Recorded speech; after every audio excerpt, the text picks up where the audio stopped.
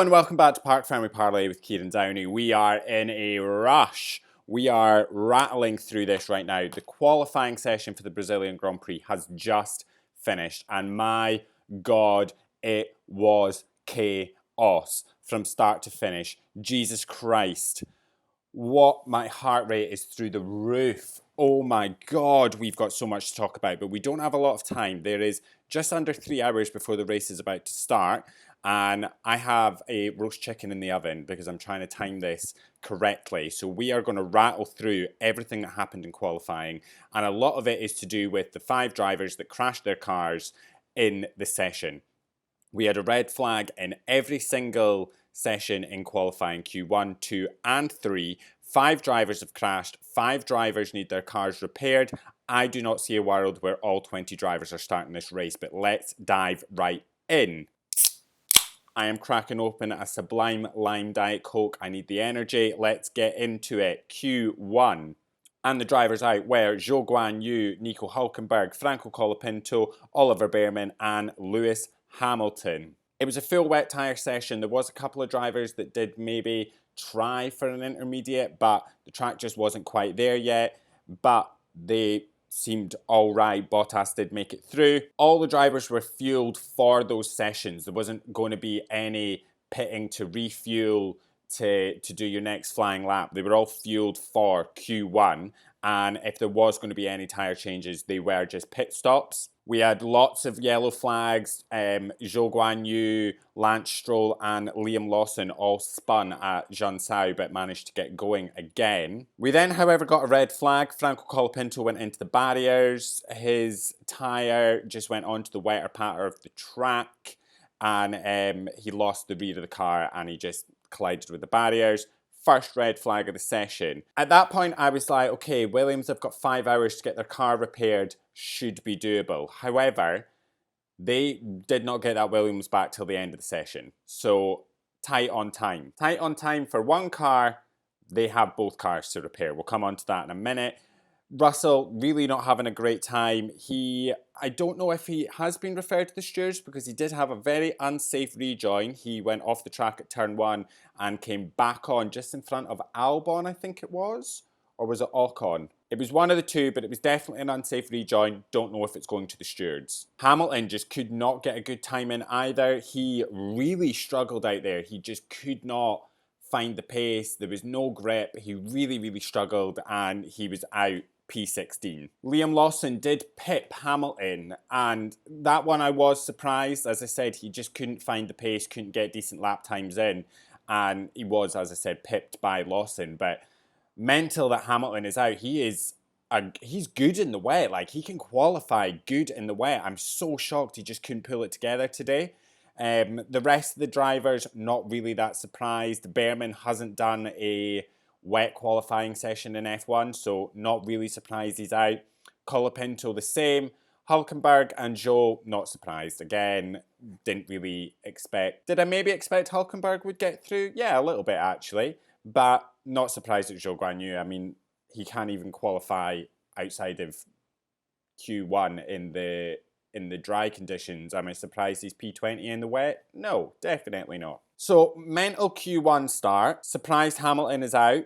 But let's move on to Q2. And in Q2, the drivers out were Pierre Gasly, Carlos Sainz, Sergio Perez, Max Verstappen and Valtteri Bottas. This was an intersession, and it was evident that the conditions were getting better, the track was coming to the drivers. Piastri went out. He was the only driver to start the session on inters, and he put in an all right lap time, but then just managed to keep going, and his time was just tumbling, and it just meant all the drivers went straight into the pits to start putting inters on, and then it was a red flag. Carlos Sainz crashed into the barriers coming out of turn 2.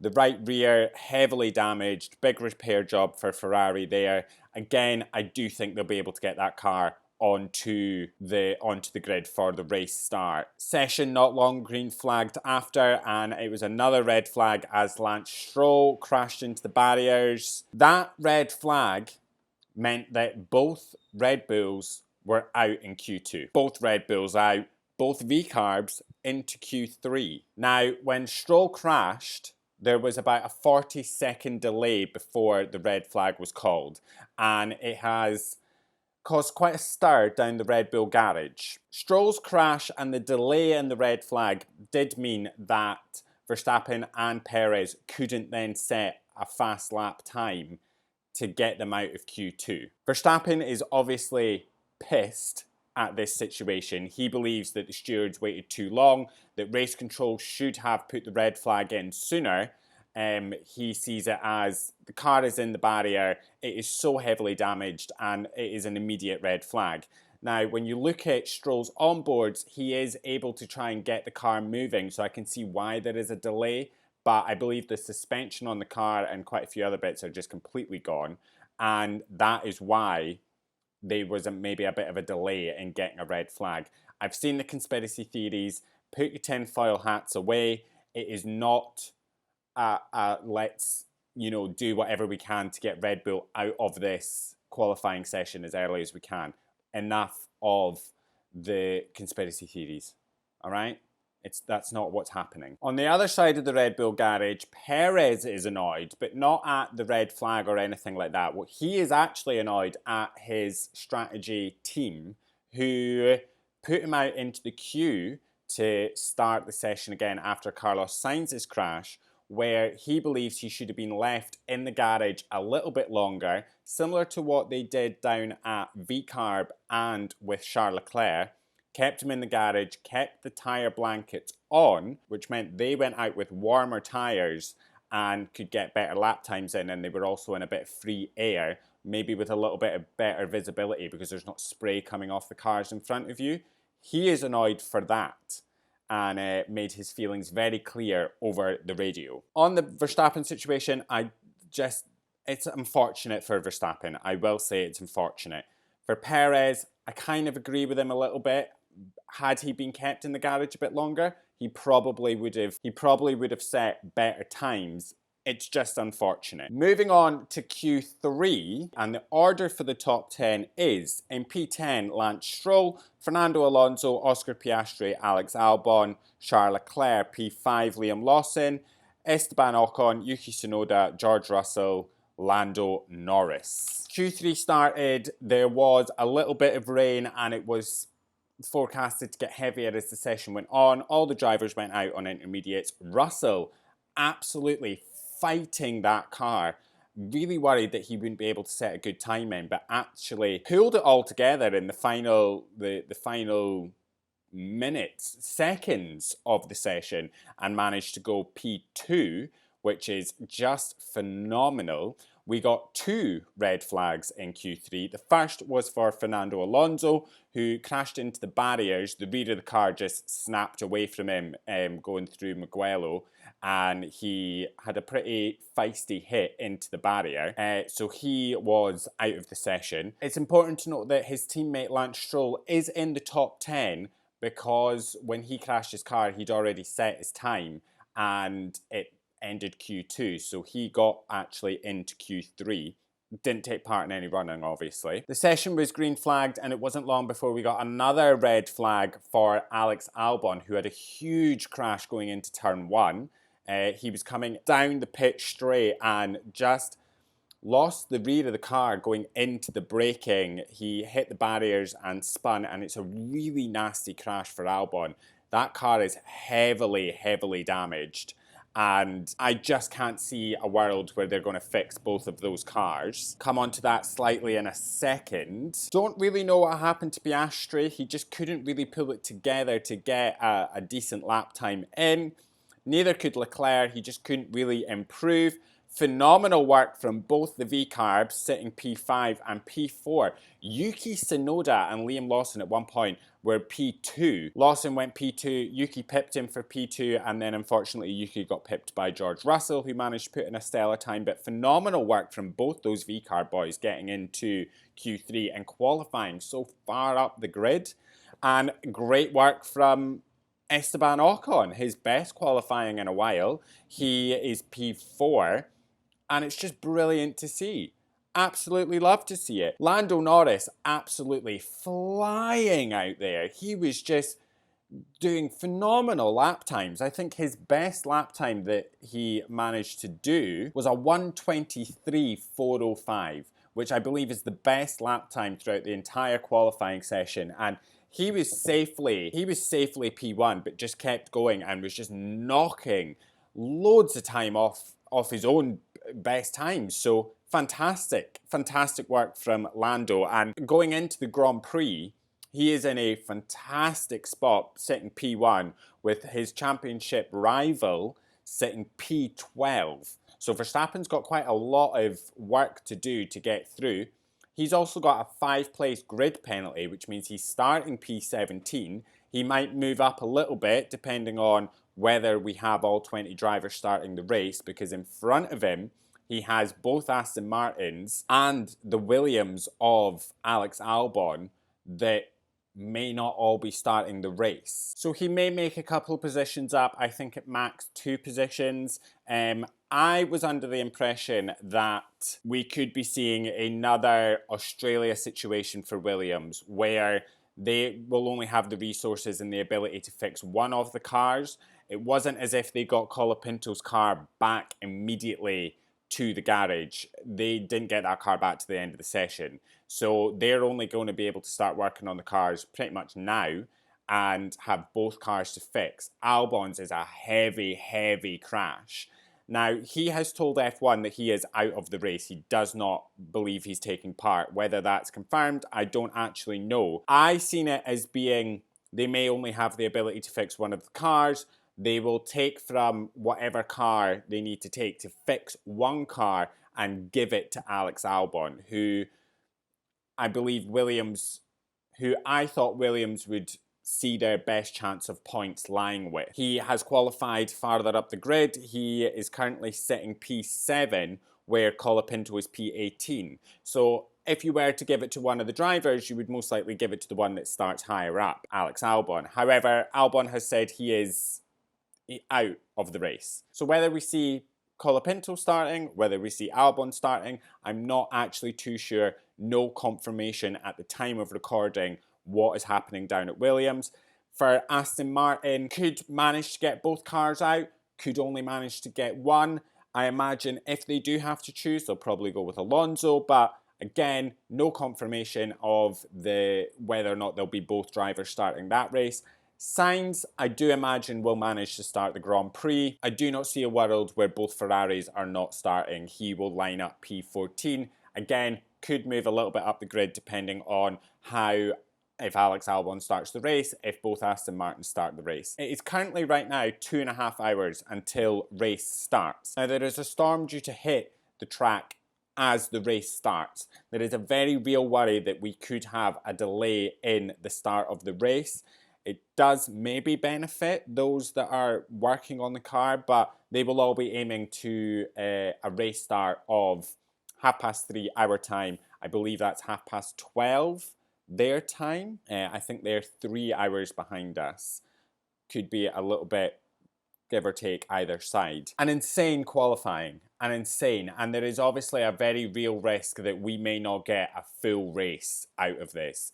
I think back to 2021 in Spa, where we started the race, we stopped the race, we started the race under the safety car, we stopped the race, we started the race under the safety car because the conditions just couldn't, and they ended up red flagging the race and it just never actually restarted. And however many drivers were awarded half points. We could look at that. We could get no race at all. We could get a full Grand Prix. I actually do not know. As I said, at this point, 5 cars are being repaired. Do all 5 cars start the race? Do all 20 cars start this race? I do not think so. I see a world where we could be losing an Aston Martin, and I 100% believe we're losing a Williams. Whether or not it's a la Australia, where everything goes towards Alex Albon, or whether Alex is just out and it's up to Colapinto fighting through from P18. That was one of the craziest qualifying sessions I've seen in quite a while. From start to finish, it was just, I was on edge through the whole thing. And you know, when we were starting getting wee sort of yellow flags because drivers were running off, I was like, eesh. And then it was just like red flag, red flag, red flag, red flag. There's also the element of safety. Like, is the FIA going to deem it unsafe for them to drive? It's going to be a tricky race for the drivers. A very, very tricky race. The conditions are not going to get much better. There is rain scheduled throughout the whole day. They've moved the Grand Prix forward to try and avoid the storm. That was basically, they were going to be driving a Grand Prix right in the middle of it. So they brought it forward, but again, I don't think it's safe. And do you know who I think about at this time? Like, obviously the drivers, because there was some pretty big shunts, and you just have to pray that the drivers are actually okay. Alex Albon did look like he was a bit wounded getting out the car. I don't know whether it was his arms. He looked to be sort of holding on to his wrist. So maybe that's why he's not running. Maybe he is just a bit too injured to actually take part. But do you know who my heart goes out to? These mechanics. These mechanics who have worked so hard this weekend, because it is a sprint weekend, so there is so much extra for them to do to get these cars through a practice session, through a quali, through a sprint race, turn it round, get it ready for qualifying. They obviously got the qualifying postponed yesterday, so they've all had an early night, but they've all been up from the crack of dawn. It was a 7:30 start to qualifying this morning. 3 of those teams have now got to fix cars. 2 of those teams have both cars to fix. They are the unsung heroes. And all the marshals, all the FIA officials, all these people that work so hard to give us this sport that we love and make sure that it can happen, and just the absolute unsung heroes. So yeah, there we are. A mental qualifying. As I said, bloody great job from the V-Carb guys getting those cars where they are. Like, that is incredible work. Yuki Tsunoda, man. Absolutely phenomenal. One thing I will say about weather qualifying is it does give us a really interesting starting grid. Like, we have Norris and Russell, fine, and then you've got Yuki, Ocon, Lawson all lining up sort of P3 to P5. That's wild. You've got Albon in P7. The Red Bulls are out in Q2. Hamilton out in Q3. Like, it provides such an interesting grid. The downside is to it that we've had these big crashes. And as I said, I don't see all 20 drivers starting this race. I really don't. As I said, 2.5 hours to go to the scheduled race start. Whether the race starts at that time, I don't know. I imagine we could have some kind of situation where it is postponed. There is a very real danger that it might not run at all. We could have a safety car start. There's so many possibilities of what could be coming up. It's going to be a very interesting one. Keep an eye out on our social media at Parc Fermé Parlay on Threads, on Instagram. We will be posting sort of updates especially on Threads. We'll be posting updates as we hear of them, and we shall see what happens. Very interesting Grand Prix coming up. That is everything from us. We will see you hopefully after the race. Hopefully we do get some running. Fingers crossed all 20 drivers can start. But as I say, I don't see a world where that's happening. And we will see you later. Enjoy the rest of your day. I love ya. Bye.